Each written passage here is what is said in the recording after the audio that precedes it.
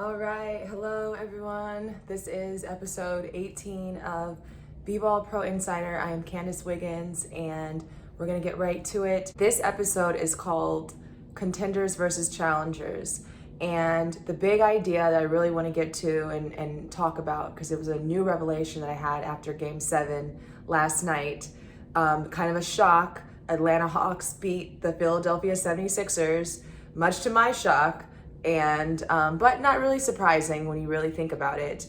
And it just made me think about, what is the huge element, what is the number one contributing factor that creates contenders versus challengers. And I feel like I'm starting to really understand and see it in the 2021 NBA playoffs. So we're gonna get to that first, but today is not a lot of topics to be discussed, but a lot in detail, in depth. The first part I'm going to talk about is going to be players, and in this case, teams and franchises that made me eat my words.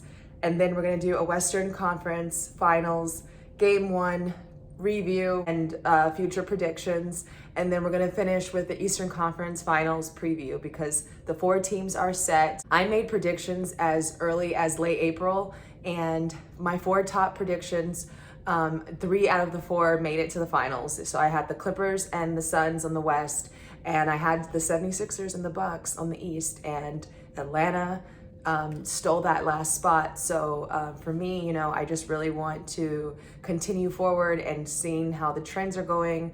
The big trend that I want to tackle this week would be injuries and just the impact that injuries have had on this playoffs and what does that mean for the future. So let's start with the big idea, the big revelation, talking more in depth about contenders versus challengers.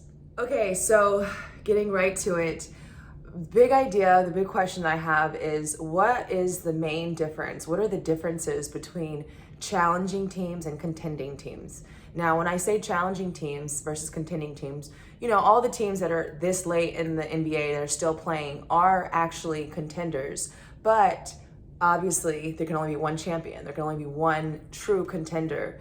And so I just am starting to see now that we're in our final 4, there are some differences. At this point, all the teams are equally motivated. They're hungry. The cities are all just buzzing and they're so enthusiastic. No crowd is more enthusiastic than the other because everyone wants the same thing.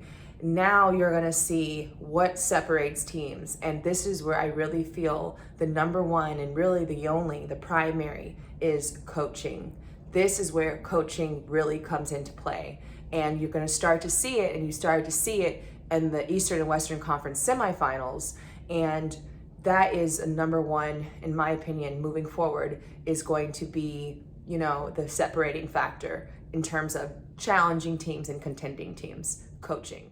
And why coaching? Because coaching is really where you start to see the separation, like I said, between strategy and then also motivation. There's so many factors now where just the slightest coaching adjustments can really be felt and impacted in the game. Obviously, it's the players' league. Obviously, the players are the ones who have to perform, but the coaches are the ones who really enable all of the action. They dictate the performance. There's 2 things that are happening with coaching. Number one, the coaches are establishing confidence in their teams. And you couldn't see it any clearer than I would take the example of the coach, to me, of the playoffs right now is Coach McMillan for the Hawks. He's establishing confidence, and a kind of confidence that, is no pressure. They don't really play like they have any pressure on them, the Hawks, for example. And then another element with coaching is the fact that they influence choices.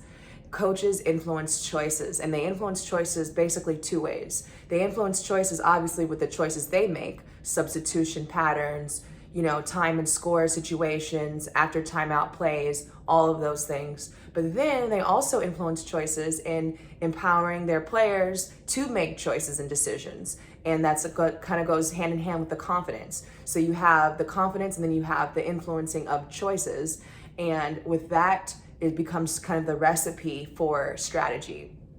And you can really see the coaches, their imprint, very, very impactful in this time of the year. And like I said, you couldn't see it any clearer than with Game 7 in the Eastern Conference Finals with the Hawks and the 76ers. The Atlanta Hawks are a team that is very inspired by their leader, by their coach, who empowers them, and he really influences them to make really good decisions and really good choices. And then of course, it doesn't hurt to have just, outstanding performers like Trae Young and Kevin Huerter in Game 7. They're a team that is young, they're a team that is easily influenced. And so when you have a coach who can understand that and can really feed his players that's when you really see it in a huge success. And I think that's really the kind of going forward in the Western and Eastern Conference Finals. I really believe that coaching is going to be the biggest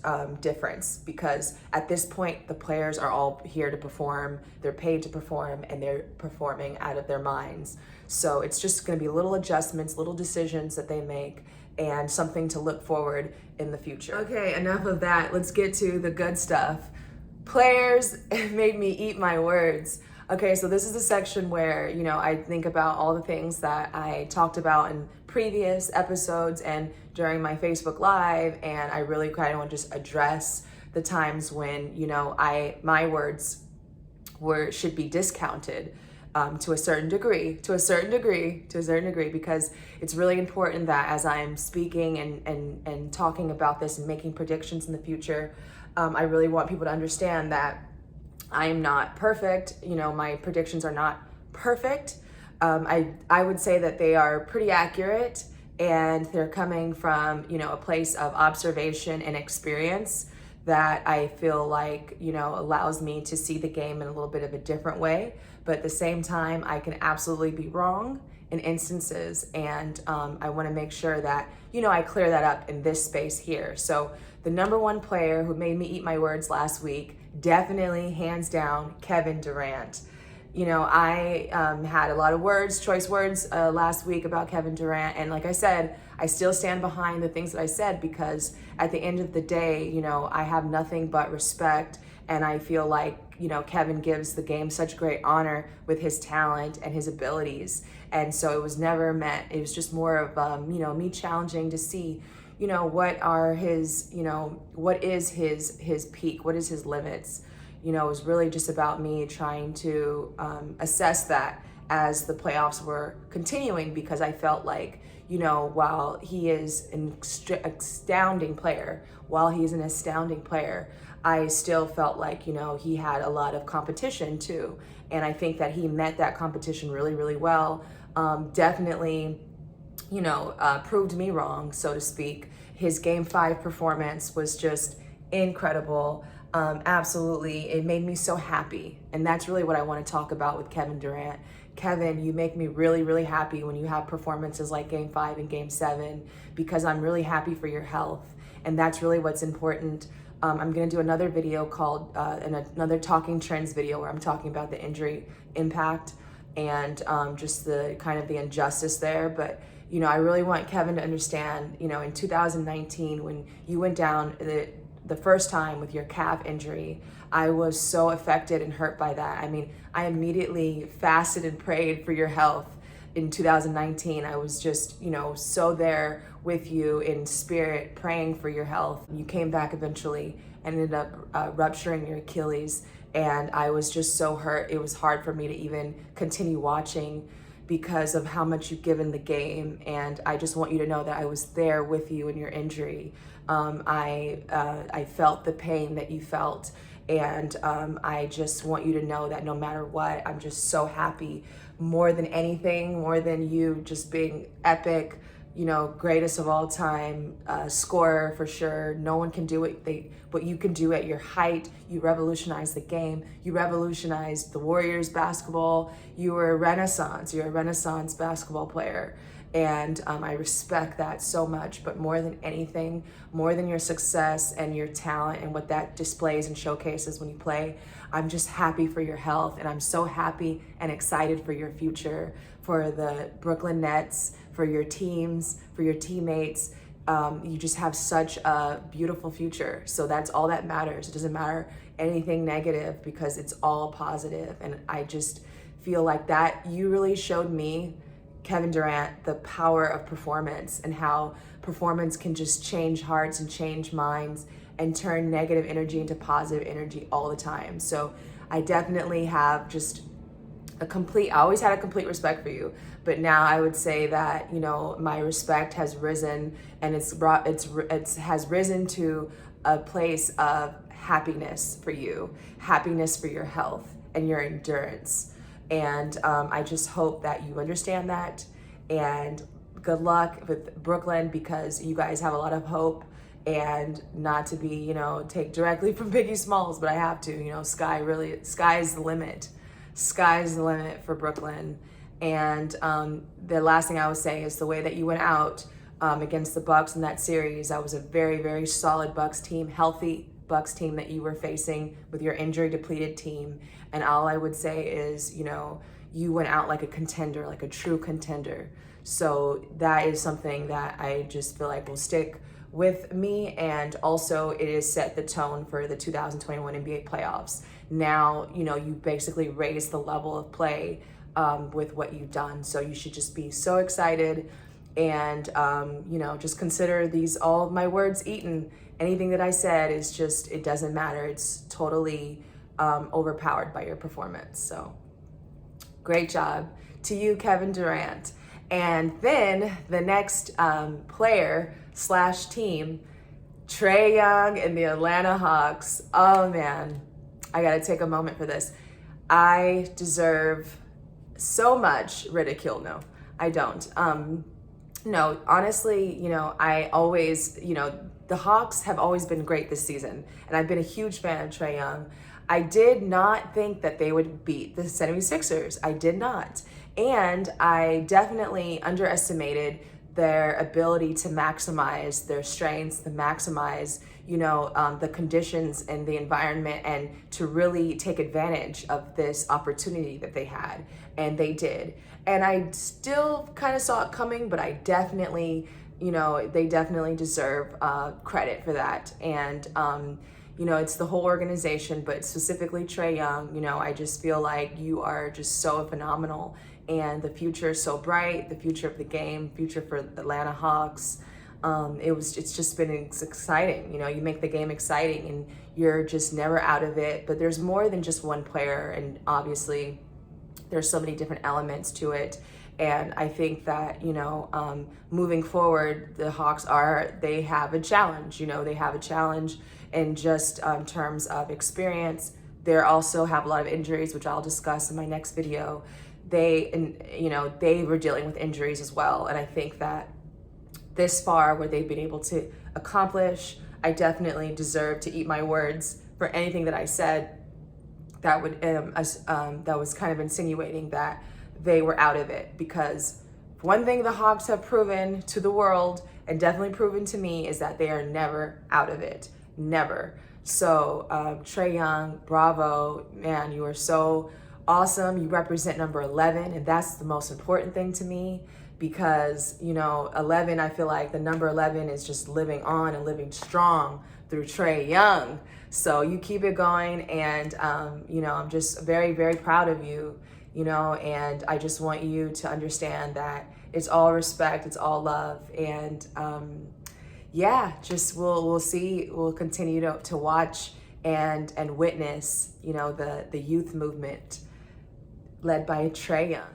All right, so hopefully I won't be eating my words very much in the future, because I really feel like, like I said, I was 3 out of 4. I had Philadelphia in the finals, I did, but that is replaced now by Atlanta. But everyone else, the Bucks, the Suns, and the Clippers, I actually predicted would be in the finals. So here we are, and here are these teams. I'm going to start off with the Western Conference Game 1 review, and also make a couple of predictions going forward.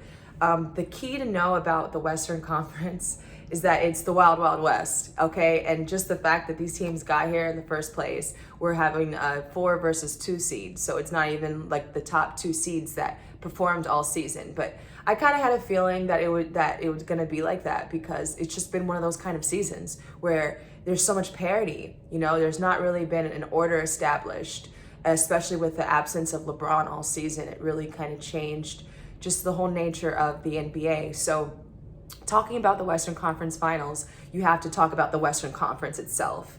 And like I said, Wild Wild West, so wide open and so much talent to get there. So it really is, I call it the coin toss conference. And that means, basically top to bottom, it's a coin toss. You can literally flip a coin, heads or tails, who's gonna win. Heads or tails, which team is gonna get hot, which team is gonna, make a whole bunch of shots, and which player specifically is gonna get hot. It's a coin flip. And when you're dealing with coin flip situations where it's so evenly matched like it is with the Phoenix Suns and the Clippers, it's really, really hard to call it. All you can really do is basically pinpoint and talk about who are the leaders, where these teams, where their influence really comes from. And then once you understand the source of influence and the source of impact in terms of leadership, that's really the only way that you can make predictions and claims. And I think that for me, these leaders and these impact players for these two teams specifically is why I had them in the finals, why I had them leading their conference. However, now that these two have made it to the top, it's really hard to call it because they're so, like I said, evenly matched, even in the absence of their leaders, because both these teams in game one were losing. They were without their best player. They were without their most significant leader. So that just tells you so much about these teams, that they both lose their number one leader and are still able to perform at the highest level. So talking about, again, the Western Conference, like I said, it's definitely a coin toss. And because it's such a coin toss, coin flip, meaning, Phoenix has home court advantage, but the Clippers are so incredible that, in such difficult circumstances of playing in Phoenix Arena, they still were able, after less than 48 hours of rest, able to just score and execute the whole four quarters from tip off to the last seconds they were in it. That to me is the true mark of a contending basketball team. No matter what the circumstances are, they are there to perform and they are there to execute and to win. And I feel like Clippers, the Los Angeles Clippers are so capable of doing that, which no other team has been capable. No other team has been able to go into Phoenix Arena, which is probably the hardest arena. It's just such a difficult arena to win in because of the fans, the climate, and just the basketball. Especially when you have a Suns team that's playing such good basketball, that's so hard to beat. But the Clippers have proven that they are a team that can do that. Okay, so let's just talk quickly then about who these players are and identifying them. In this series right now, we are, and I'll talk about it more in the next video about the injuries, because they're missing Kawhi Leonard and the Clippers and Chris Paul for the Suns. Obviously, those are the number one guys. That's the leadership. And so the fact that they're playing without those two is just huge. So in the absence of those two players, you have Paul George and Devin Booker, and it is going to be a showdown. It's going to be an Western Conference Finals of the ages because of these two players. And I have to start with Paul George because this is playoff P. Playoff P has arrived and he ain't going nowhere, and I'm just living for it. And it's really amazing to see how much he stepped up and just what he's up against in terms of just so much doubt swarming, surrounding, doubting what he's able to do. But what he did in game one was enough. Even though the Clippers lost, they established, such a solid foundation in these finals that they will never be out of it. And no matter what, they've gone down to both series prior. So they've been here before. And it's just, you're really going to see that escalate, and it's going to continue the influence of Paul George specifically on his teammates, empowering them through his defense, the possessions that he plays on defense, and his offensive execution. And his offensive execution on the road is just spectacular, especially game one. It was just flawless. There's so many players on the Clippers that are contributing and are capable of contributing. So amazing what they've been able to do, and they're just getting started. It's just game one, And I think the tone has already been perfectly set for the Clippers to, to take it all the way and to definitely take it at the Suns, at Phoenix. They are, in my opinion, true contenders in every sense of the word. And then you look at the leadership of the Suns, and it just goes, it starts and it finishes with Devin Booker. Devin Booker has been so spectacular. It is overwhelming. It is just like insane. It's absolute insanity. He is possessed. He's basically possessed now. And Devin had his first career triple-double in his first Western Conference Finals appearance. I mean, you talk about meeting the moment, and he met the moment, and he just did it in a way that was flawless. You know, any criticisms that you could steer towards Devin just have to evaporate completely. And, you know, it was just, it's going to be incredible because you feel like you have to assume that it's only going to get better for him because you can just tell that he really, his passion for winning, you know, it is encapsulated in his performance. You can see it in his performance. He doesn't even have to say a lot. He doesn't even have to speak that much. All he does is play. He lets his play and his game do the talking for him. 40 points, 13 rebounds, 11 assists, and 2 turnovers. I mean, in a win. And that's the most important thing. I know that's the most important thing to Devin. Everyone in the world knows it's the most important thing to Devin Booker is to win. And, you know, it's just astounding. And I truly feel like, you know, no matter what happens, he has arrived, and his, you know, his spirit of performance and his confidence and just, you know, his identity now as a player, his personality, it's almost like it's come alive. It's finally like here. And it's just the presence. It's one of those things that almost like stops. It's like everything kind of stood still, especially for me as an observer watching him play. I was just like, okay, time just kind of stopped for a second because here we go and here we are. So how it continues forward is just going to be so thrilling to watch. But I think that no matter what, you know, Devin, in the absence of his leader, Chris Paul, has really, really shown and demonstrated his maturity, his growth, and, you know, just, you know, who knows what is about to happen. And I just think that we can continue to see these kind of performances from Devin, almost like he's going to exceed our expectations every game. And I do think that's going to happen going forward. I do predict this series to go 7 games. Mostly because I feel like this series has to go 7 games because it's just too good. It's too good to end abruptly. And obviously a lot of things can change. So in a week, we'll see where we are in a week.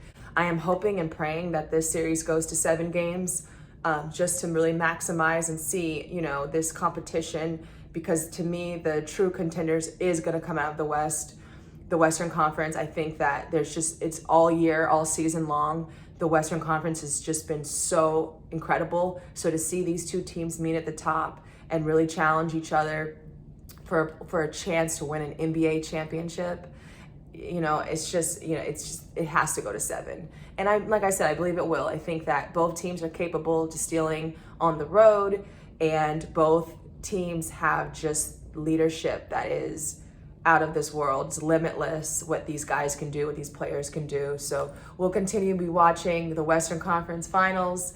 And I know that, you know, it's really a coin toss. So I wouldn't even, you know, I wouldn't even put one or the other. You know, I really just would, if you asked me who's going to win between the Clippers and the Suns, I would ask you to flip a coin, heads or tails. Okay, and finally, the Eastern Conference, the epic Eastern Conference. So in the finals now, you know, with the whole Philadelphia collapsing, because I feel like that's more of the story. Yes, Atlanta took advantage. Yes, they went after it. Yes, they exploited the weaknesses of Philadelphia. Yes, Atlanta has been doing what Atlanta's been doing all season long, which is just maximizing their potential. But I still think the story is the collapse of Philadelphia. And that is something that Philadelphia is going to have to do some soul searching, but doesn't matter. They're not in it anymore. It's about Atlanta versus the Bucks. And the Milwaukee Bucks, to me, have become the clear favorite. To me, the Milwaukee Bucks are the clear favorite in the East, for sure. possibly maybe even overall. But that is, yet to be determined. Basically, how they perform in this Atlanta Hawks series will tell me a little bit more about their true contender status. But I feel like for certain in the Eastern Conference, the Bucks are definitely the team to beat. I think that they are the clear favorites after taking down the Brooklyn Nets, who are arguably a better team, had better, individual players. And I think that the Bucks have a system and they are a team. They are such a solid team. So what they were able to do in Brooklyn in Game 7, it was like an against all odds. It was probably one of the biggest wins of their franchise, save some of their championship runs and their playoff runs. This Game 7 was definitely their best in recent history, for sure. I mean, they have to be so excited about their possibilities because it's basically their conference finals to lose. They have home court advantage now, and that is going to be huge because the home court advantage is what won them last series against a very, very good. I mean, I just don't see Atlanta performing like the Nets did. I don't see any player on Atlanta anywhere near, literally near the level of Kevin Durant. And Kevin Durant it's the hardest thing in the world to stop a guy like Kevin Durant. And yes, it's about teams and individual players don't beat teams. But Kevin Durant, basically the Bucks have so much now that they can stand on in terms of their recipe, their winning formula, their strategies, trusting each other, and really, not having so much pressure on one player. Because unless you're Kevin Durant, you're not going to probably be able to have as much success as you can when you're relying on a system. And the Bucks really rely on a system, and a system that showed itself, and it showed that it was a winning system because it even beat a team that had probably better, production from players. So that really helps because it takes the pressure off the Bucks. So now the Bucks can really understand and they can be supported in their system, these players. Giannis Antetokounmpo, Chris Middleton, Drew Holiday, Brooke Lopez, PJ Tucker, they can really depend on their system. So they don't have to have all this pressure on them. And they can have the support of their crowd. They can have that confidence. And one thing I will say about the Milwaukee Bucks, they are not the Philadelphia 76ers. In fact, they might even be opposite of the 76ers. And when I say that, I mean that the 76ers were definitely a more finesse team. They were definitely more, a little bit more, sophisticated in terms of, very kind of glamorous play. But in contrast, the Bucks are like gritty, they grind it out. It's not so glamorous the way that they play. And I think that that's going to really help the Bucks going forward because they can really depend on that grittiness and grinding it out in a way that Philadelphia couldn't. Philadelphia's strategy was really, really about, skills and finesse and, out strategizing their opponent in that way. Whereas the Bucks are just like, we're just going to beat you down. We're going to grind it out with you. And I think that that's going to play really well for them for this matchup with Atlanta. I also think that the Brooklyn Nets series prepared them so well for just top performance players. So I just don't think that they're going to meet any player like that with the Hawks. Okay, so now talking about the Hawks, because the Hawks have a shot, and their shot is they live and die off of, Trae Young's leadership and his confidence and his energy. So, it's all going to be on him. And definitely, like I said, Coach McMillan, he's going to be the enforcer of it all. But I just feel like, the Hawks, the key thing that's more important than player performance or even strategies or even, any of that, the key is health. And I just feel like the Hawks, while they were able to execute and exploit the weaknesses of Philadelphia, I just don't think that they're fully healthy. They're missing key players. And the first key player that they're missing is DeAndre Hunter. That was huge that they're missing him, and especially for this series. And obviously they have other injuries as well. Bogdanovich, he, is also hurting significantly. So that's, to me, with the lack of experience plus the missing key players not being healthy, to me, that's going to be the determining factor against the Bucks that was different than the 76ers. So you're talking about, it's basically a health issue. So with all that in mind, with the fact that the Bucks are fully healthy and they have this operating system that worked against the best player in the world, the best player in the universe, they were able to have a system that worked against them. I just don't see how they could lose. I actually predict in this series it to be the opposite of the Western Conference. I see this actually being a sweep, or if it's not a sweep 4-0 sweep, I see it being a gentleman's sweep. I just would be really shocked and awed if this series went to 6 games. It's just, to me, that would mean that the Bucks were not taking care of business like they should have been. And but at the same time, I still think that the Hawks have proven themselves that in the future, for many years to come, this is who the Hawks are. This is their identity, and it's something that the NBA has to get adjusted to and used to, because they're not going to just fall down and die just because their seed says so, or just because critics like me say so. So you're really going to see a Hawks with a lot to prove, but they've met their match with the Bucks, because the Bucks are not the 76ers. And most of all, with the Bucks and the 76ers versus the 76ers, it's just health. Like I said, it really comes down to health, and I'm going to talk about this in my next video. It's really big, the injury impact, and there's just a lot of talk about, well, what does this mean about the winning teams? Do the winning teams get credit for winning when they're lost against teams that had injured players? And I really want to kind of discuss that a little bit more, because I think that's something that's worth talking about. And I think that, there's this idea of luck, injuries, is it a luck thing, and I do think that, it's like I said, it's something that needs to be addressed, because now that we're at the Final Four with the Final Four teams, so much at stake, but there's also just a lot of people, negative trolls, that want to kind of, cut in and break up, the happiness that a lot of these franchises are experiencing, and, really make, so I want to just kind of address the injury issues and what I believe should be the focus going forward. All right, that wraps up this episode. Contenders versus Challengers. Still so much to watch. I'm really loving just sitting back and watching this. Very exciting time right now for the NBA. And hope you enjoyed this episode, and I hope to see you on my next one.